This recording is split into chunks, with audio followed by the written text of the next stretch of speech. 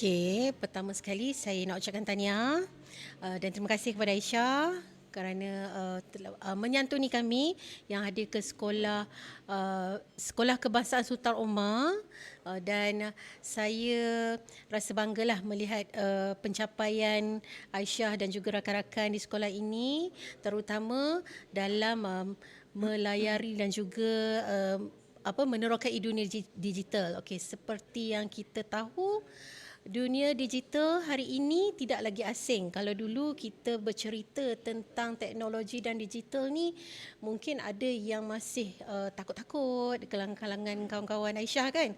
Tapi hari ini kawan-kawan Aisyah semuanya kebanyakannya dah tak heran. Okey, bukan sesuatu perkara yang baru lagi. Betul tak?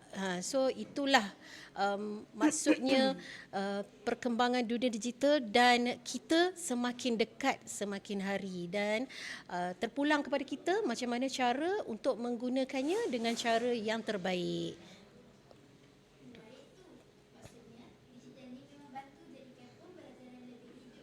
Ya. Yeah.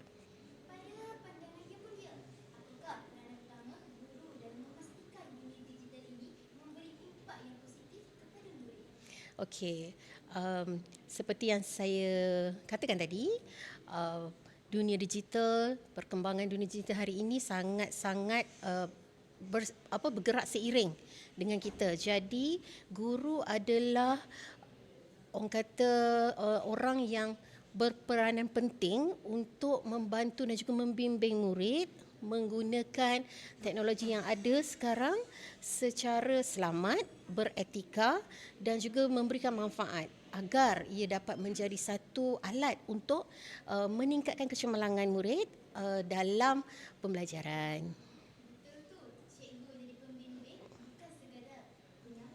Betul.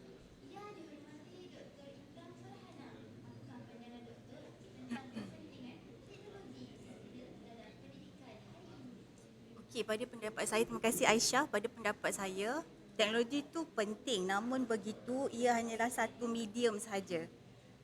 Macam yang Cik mention tadi, so dia adalah alat. Walau bagaimanapun, cikgu tu adalah designer kepada alat tersebut. Okey, sebab cikgu tu lebih tahu keperluan dalam bilik darjah tersebut. Apa yang diperlukan mungkin tak sama untuk darjah A dan juga darjah B, bilik A dan juga bilik B. Okey, so maksudnya ia adalah medium untuk penambahbaikan, bukan it's totally akan mengubah cikgu tu itu sendiri ataupun dia akan menghilangkan peranan cikgu itu sendiri. Dia hanya medium untuk membantu. Sebab kita realize sekarang kita tak fokus kepada tradisional. Kenapa? Kerana pelajar-pelajar kita Gen Z, dia lebih kepada gadget. Okey, sebab berdasarkan research juga menyatakan bahawa sekiranya dilaksanakan tanpa integrasi teknologi, pelajar akan lebih bosan. Dia tak boleh nak ada motivasi yang tinggi. Dan dia dapat diaplikasikan dalam kelas dan kita nampak motivasi pelajar pun meningkat. Seperti yang sedia maklum oleh guru besar tadi, kehadiran pelajar meningkat.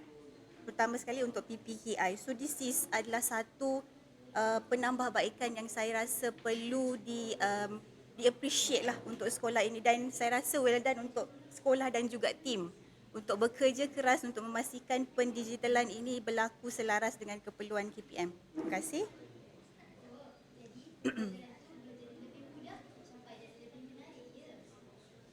Betul.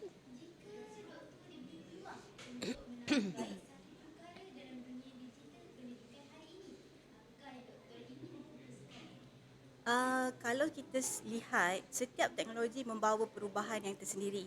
Okey, macam Internet of Things, robotik, setiapnya ada fokusnya sendiri.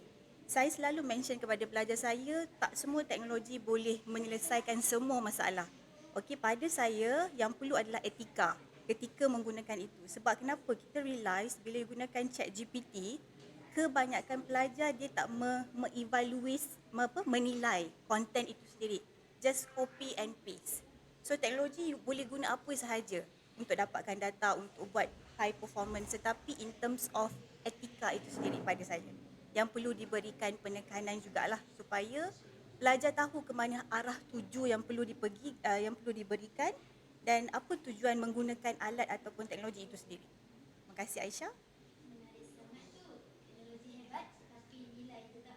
Ya, betul.